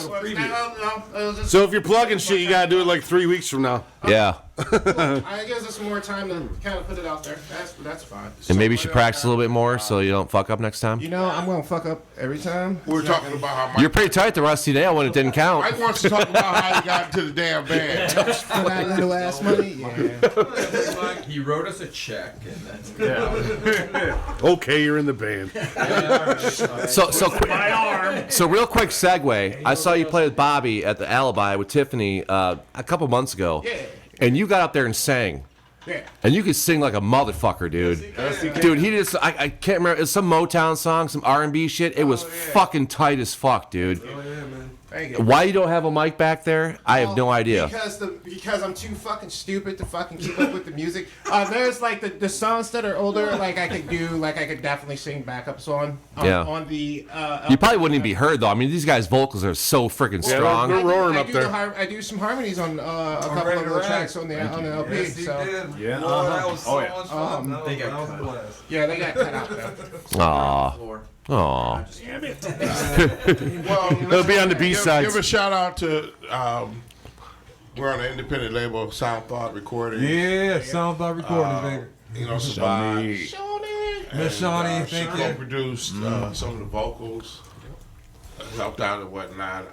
The videos that we've been doing, she's been producing the videos, directing Cameron, Karen. We got You have a whole fucking team, man. Yeah. Well, that's what it takes. The blessing is a that long time, but we got it though. We've been doing it so long that when you start working with good people that believe in what you're doing, Like genuine people. Genuine. Because a lot of people lie to your fucking face, man. Well, you know the deal. And the thing is Well, no labels ever talk to us, so I don't know the deal. No, not at all. Well, We're gonna start our own fucking label. Well, here's the thing. We need to talk about that. There's not a record label anymore. What it is that record labels they're not surviving because now with downloading Oh, the internet, dude. Period. like if you realize the streaming we're doing great as far as streaming, but we're not making any money because the record companies are taking it on pennies on the dollar. 100%. So YouTubing, if you do like even doing 1 million plays doesn't add up as far as just pennies on the damn dollar. They stealing from us. You know? That's why it's better DIY shit, dude. Oh, yeah. Screw it, man. Well, Hit the concrete running, do it yourself, screw the labels, screw everyone else, man. Well, you gotta have like-minded people, and everybody doesn't know the business. We've made a lot of mistakes. Like I said, when we first signed to the independent label, you know, Jump out of a car while it's 80. Hell yeah. Well, Who hasn't done that though? But he was frustrated because I explained to him, I was like, "Oh, we're not back there." Yeah, but you know, like I said, you We only got 20 minutes, man. you got to keep a day job until you able to do this. You got to. We work. Yeah. Yeah, but being in a successful band is like being a pro athlete, man. It's hard. Yeah, I mean, I do. If not impossible. Like Rich said, he sees me, you know, at open jams and at like friends gigs and stuff. That's all I do. Like I go when I'm working, I'm teaching it. You know what I mean? When I go out to work, I'm going to go do an open jam. I get calls to do gigs everywhere else, and that's how I make my money. You know what I mean? So, but I'm on like not with the Mamba. Not with the Mamba. I don't do that. Mama likes mambo. Oh Jesus! I've been in the business for like 25 years. You know what I mean? And you toured. I've been across the pond a couple of times, and before the world ends. You drummed for Liza for a while, right? Yeah, I did. How was that? It was a learning experience from, There was a pause there. I wasn't sure if I was supposed to ask that question. Oh, no, it caught me by surprise, and I kind of was like, yeah, no, I liked working for her. She did great with her, with her music and her sales and whatever, and touring with her, being on stage with her was an amazing time. People really loved what we did. I've never heard her, to be honest with you. I've never clicked on a track and listened to it. Man, go see her live. Do yourself a favor and go check her out live. Yeah, pretty good. Yeah. The live show is amazing. Yeah. So She seems like she's all in, man. Yeah. She's like what we're doing, where it's independent. She's running, But like Chris said, it's a business. Yeah, I mean, she's putting her own. This the business. This ain't no place for your personal shit. Yeah. The only reason why. What is that? Purple Rain, right? Yeah. This became my priority because this is what I want to do. I didn't want to even be doing blues because I didn't want to be compared to my dad. So I was doing it, but it was nothing wrong with the blues, man. Money until I met Ray and we were having fun. I was being. I tell you what, though, hearing this shit, you're more suited for this than playing with. This is my peanut butter and jam, man. Anyone else, dude.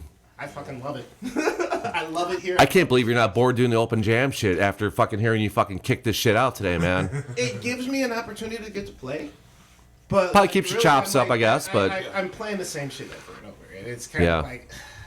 But it's fine. I'm not trying to dog it or anything. No. I enjoy meeting the new people that come up and I get to play. There are a lot of really insane musicians. Yeah. It's just not my style. Right. I feel you. That's what I want to do. When I'm with these guys, I'm super happy. Even when we're all frustrated at each other, end of the day, we accomplished something. Won't be a band if you're not. Well, I mean, I guess the biggest thing to add to that is ouch. Not all the time. The song "I Survive" have been around since 2019, and he came in. He said, "So what you got?" Played the song. Boom. Everybody looked up. Was it recorded in 2019 or? We weren't gonna record it till we were getting. Is it recorded now or? Oh, yeah. Okay. It's on the reverb. Yeah, it's on the new record. Yeah, I came to. I presented the idea to Chris first, and I jumped at it, and he jumped right on it. So I jumped head first. Once again, great riff, and then we brought it to DC, and they're like, no, this is what we're gonna do here. Started doing the arrangement. And then chopped it. We chopped the screw, like you said, chopped it up. One thing about, because we got the three guitar players, we could do the. He's making me real uncomfortable standing up. He's watching you. Oh, my bad. Sorry. He's a soccer player for Michigan State. Oh, okay. From Michigan. Oop, that's wow. Yeah. Was that on purpose, man? Fuck your couch. Fuck your couch. Hey, go blue, baby. Charlie Murphy. But we could get a chance to be melodic. And it's always about, like I tell them, it's all about what serves the song. Yes. Yeah, he had great riffs. It was a great fucking proper riff. And I was like, okay, bro. So I talked to Jason and we figured it out. And then Mike brought his part. But all the rhythm parts, the drum part, they're his parts. Everybody brings what they need to bring to the table. My job is to take it, the arrangement, and argue with him, because we fight over everything. Everything he says. That's my best friend. So the thing is that we it's constructive, but he has a certain thing. Like this album, we weren't oversaturated. Less is more. He said, "No, we're gonna do this." I said, well, fuck that. We're gonna do this. We're gonna record it this way. Most of the Have you guys ever like thumb wrestled over to like see who won? Okay, fuck it, fine, you win, man. Man, those fucking sausages will break his fucking. I know. Smash. Hulk smash. Hulk smash. So all the other Thumb stuff smash. we probably, so there was probably, at least on the ones I produced, 8 to 12 guitar tracks on every album. That's it? We're stacking and then doubling that. Right. Yeah. So it was like you'd have one bass track and 12 guitar tracks. Well, we Sounds like that way we record. We had 3 bass tracks. Almost 3. So on this album, I'm like, look, we got, you and I are playing, so we have to like do a bigger spread to make it clear, and it'll Right. sound big because I threw Mike's bass because right down the the middle with his kick, so it made it sound big, but it's clear, which that was going for when we recorded. So that was outside his box, because when you listen to D's stuff, even outside of his jazz stuff, his funk stuff, he's really good at stacking guitar parts. Part here, and he stacks it up. And But separation is key when you're laying down. It's huge, man. He's, so that was kind of outside the box to twist his arm to get him. Boy, this sounds thin. I go, hold on, just let me tweak it. Yeah, let me pan this shit. Yeah. All of a sudden, So, well, I was, and it was the first time me using. I'm used to the miking shit. I wasn't used to using like Fractal. His Fractal and stuff, and it was easy. It was quick. It was. I think the biggest thing that took the longest was. Drums. No, the drum. No, he's talking about the drum. in 5 years when the next drummer comes along, they'll forget all about this, man. you guys are cachet. I'm playing, man. I think the biggest thing for we learned that we don't have him record drums after playing at church all day. We learned that you don't cut all the drums in one day. Yeah. You cut a song or two, then you come back, you cut a song or two. Well, it's growth of everything. Just like when I first recorded Chris, he wanted to take the mic, and you can't record like that. No. You get him to stand in front of the mic. Wow. Was that almost impossible? I told him, I go, dude, if he's going to do this again, I quit. It was nutty. He rolled the mic. But he's feeling it though. It's hard. I know. Recorded a different animal. It's like he's on bath salts or some shit. And that's something that I had to learn. Like I had to learn how to stand there and like position myself to sing and like. Need like a headset. But you still have to have that same energy and vibe though too. I mean, that's the growth, because he still gave it. Right. But he didn't have to. Because the first 2 albums, or even the first 3, it was like okay, the first one. The second one could have been better. Third one was like, okay, that's the best we could get for for that time. This time around, like he said, it's growth, and so I just came in there. I know what to do. I can project it the right way. I can get the same feel about it, and just someone grew up. Just a little bit. But I said someone matured a little bit. Just a bit, man. The new truth was all killer, no fucking filler. Every song on that project was amazing. It was different. It was. We were hungry. It's just as good as Stigma, because Stigma was that way. I thought that a lot of people like Grounded. I'm like, why the fuck you like Grounded? Sound like a piece of shit. Sonically, but the songs, they were good songs. Yeah. Even the EP, the first thing that we released was Sold by EP. Wow. People still talking about those goddamn songs, and I'm like, why? I'm curious. Who are these people? I haven't met them. Dude, listen, people like Soldier, people like Crawl, I remember, and people like that Soul Divide. Yeah. But at the end of the day, if you're not happy with it, but the people listening are, didn't you win? Yeah, I mean, win. Like you're putting dubs on the board, baby. Not with him. No, he's like. Nothing wrong with next level in that shit. But if people are digging that shit, mission accomplished, man. I think so. Yeah, but he doesn't care about. D doesn't care about accolades. You want, yeah. Or killing the babies. Time to move on. Baby's dead. Move on. Yep. Sorry, I'm sorry to hurt your feelings. Right. Move on. No, it's you know, true. it's It's like, cool you know. because that gives you a ceiling to shoot for. And I'm Fair, but I want to throw these this in there too because when we were talking with Chris about the singing and the stuff and getting the growth, I got to throw out that Miss Shoney literally like sat with them and trained them, like made them a lot better just in one session when they were doing their vocals too. And it was crazy too during the I Survived session vocally and all that stuff because it was the first time I ever just sang it, like there, and I just broke down like in certain parts and all that stuff. Oh, I bet, dude. And it was a trip, but then like when the powerful parts came out, I was like, give it full bore, you know what I'm saying? And he comes in the room's like, what the fuck you guys doing in here? It sounds insane in here. It's it sounds so good. And it was like I just had to get all that out. Now, because keep in mind, so much. This is the first time we've ever done a collaboration. I decided, us two. He wasn't happy about it because he was like, God damn it, 38. I wanted to be in the fucking studio because he's used to think. He's the guy that hears, oh, it's clipping. It's clipping. The shit's clipping. Get your ass in here and cut these parts. For shit is flat. He's gonna be. He went ape shit I because did. he threw his heart and soul, and I'm like, D, I can't use this. They clipped the mic. Yeah. He was going, so it was like, but the digital clip sounds like garbage. So they didn't like pull the fader back on him. I just think they were so into it. They weren't paying attention to what was happening. Let me say this. That it was popping. She's amazing.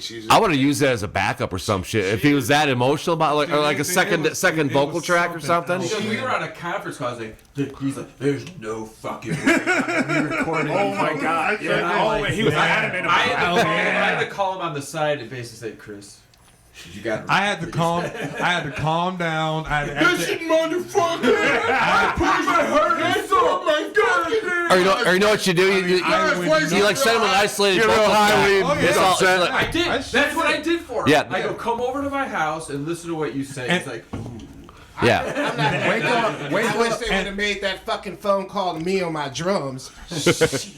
And then once it happened, I was like, oh. You should have recorded this phone call, put it at the end of the CD. Yeah,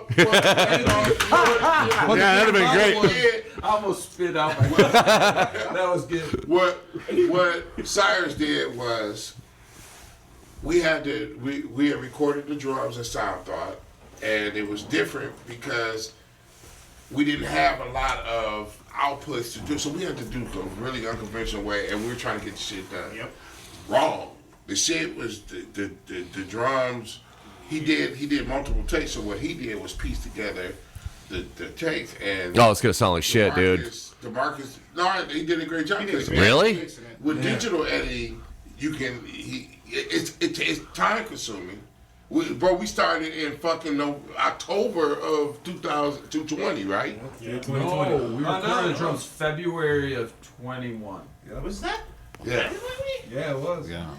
February. It was So more, a year ago. really released. So we couldn't put the rest of the stuff onto the drums.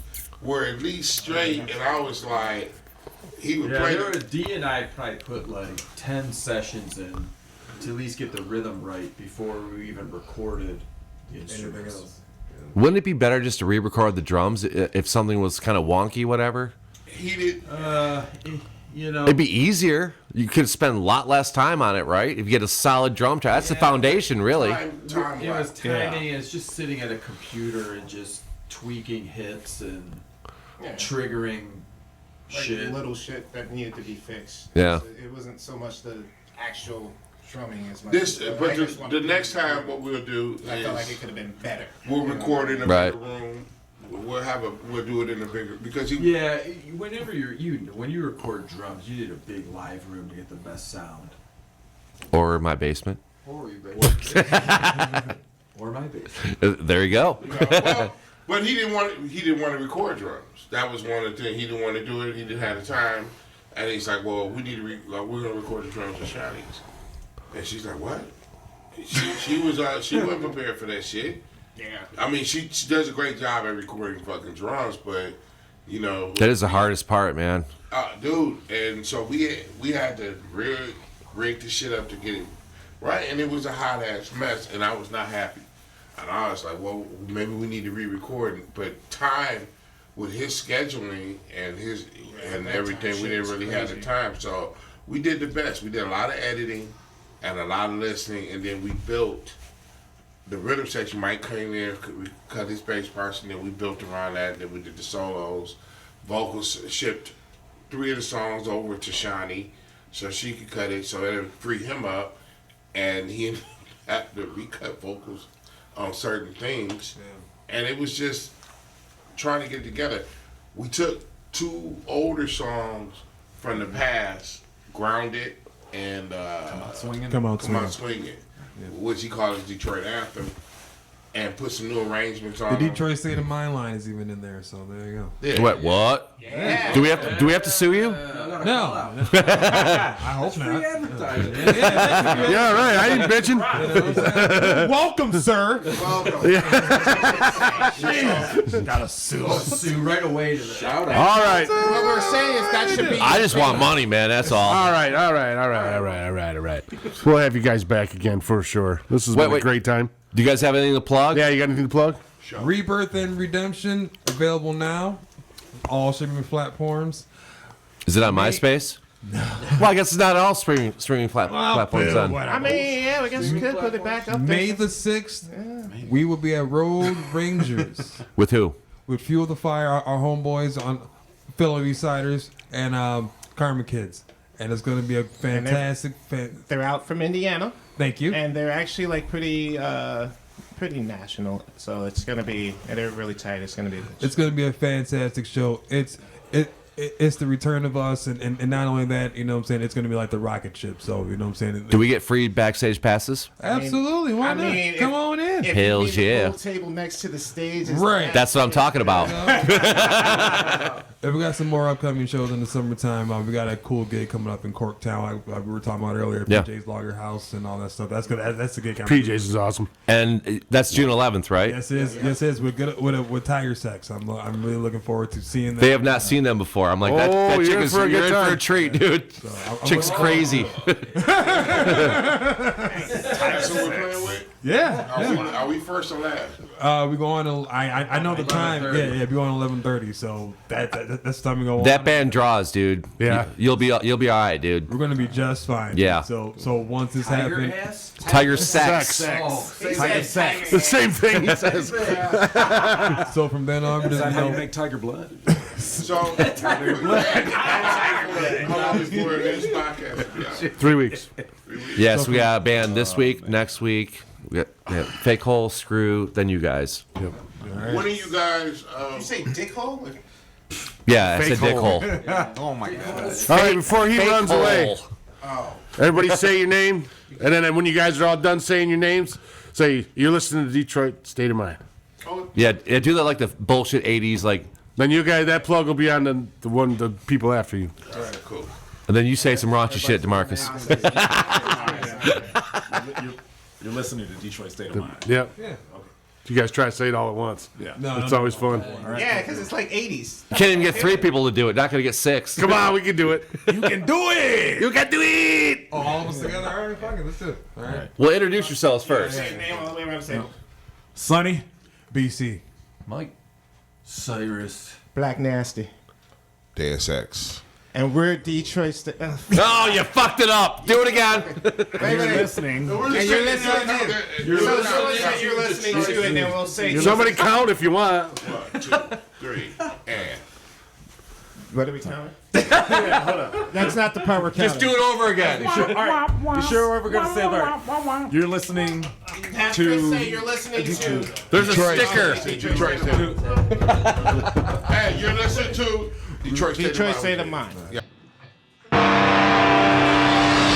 This song is our debut single. We got it on a video of our EP, Rebirth and Redemption. This song is called Ready to Rise.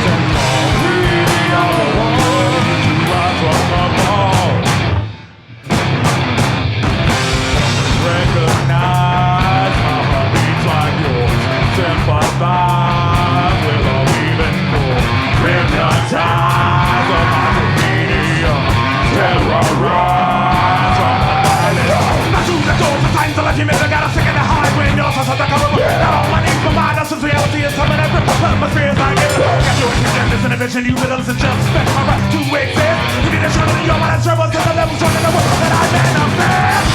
We are the ones, we are the chosen.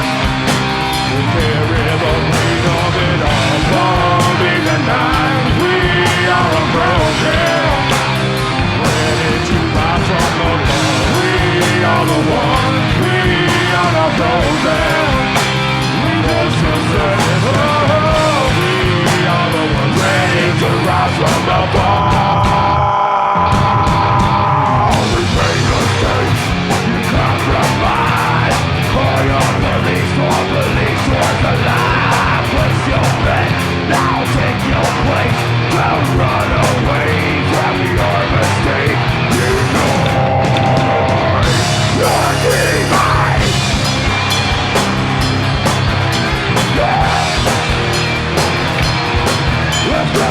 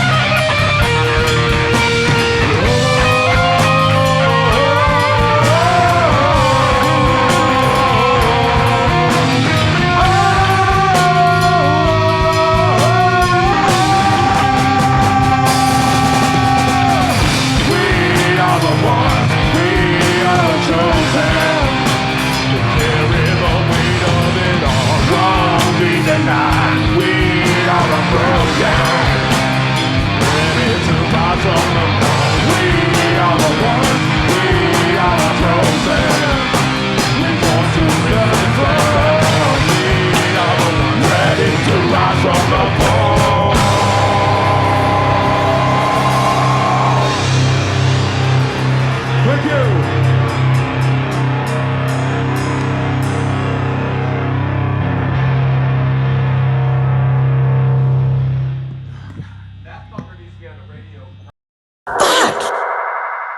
I'm Dave, and he's Rich, and thanks for tuning in to the Detroit State of Mind podcast.